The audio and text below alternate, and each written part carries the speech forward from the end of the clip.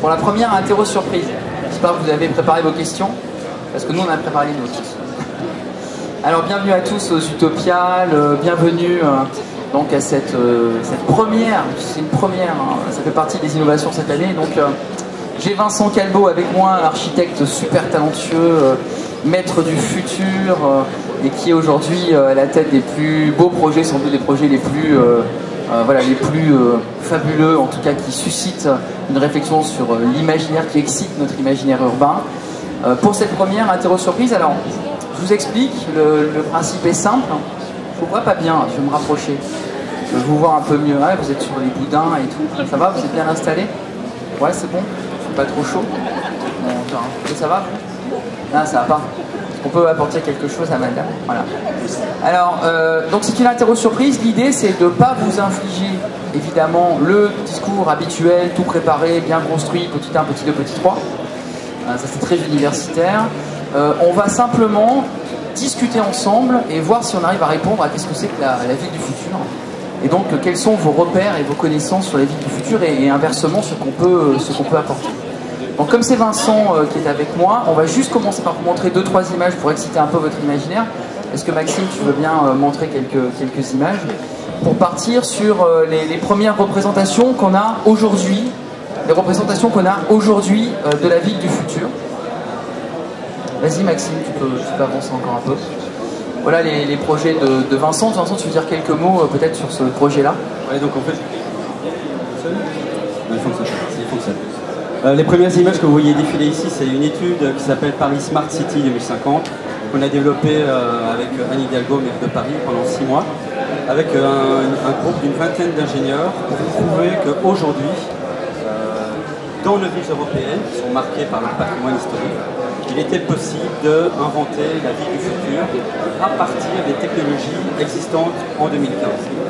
Et donc, on a eu l'occasion de faire avec ces ingénieurs pour prouver que à l'aube de la COP21, pour répondre à la crise climatique, on pouvait inventer une ville résiliente, c'est-à-dire une ville qui limite son empreinte carbone et qui produit entièrement toutes les richesses dont elle a besoin, que ce soit son énergie électrique, calorifique, son alimentation biologique, tout en implémentant la qualité de vie des habitants. Et donc, tous ces projets ont été calculés sur le plan structurel et sur le plan énergétique, pour prouver que le delta entre, par exemple, l'énergie consommée et l'énergie produite était de 200 à 300% supérieur à ce que le bâtiment avait besoin. Et donc, en fait, le thème général de cette étude, c'est la solidarité énergétique.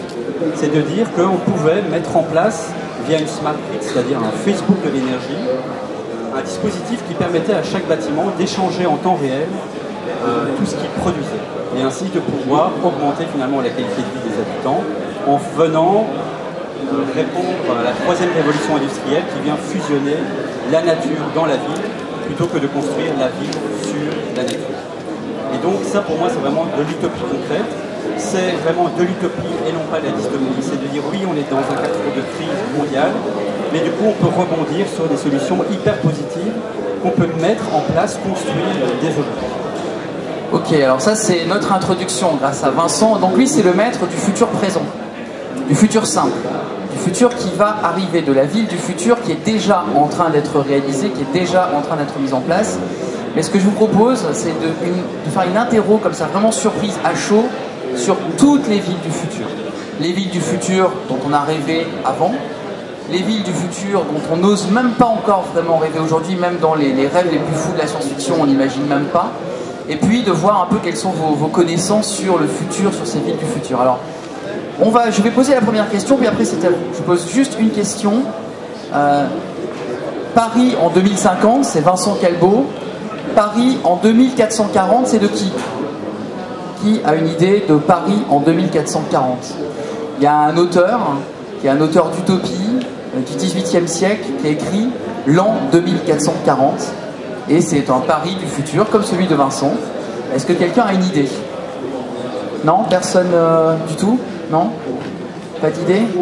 Alors c'est un Français, donc pas un Belge, c'est un Français, qui s'appelle Louis-Sébastien Mercier.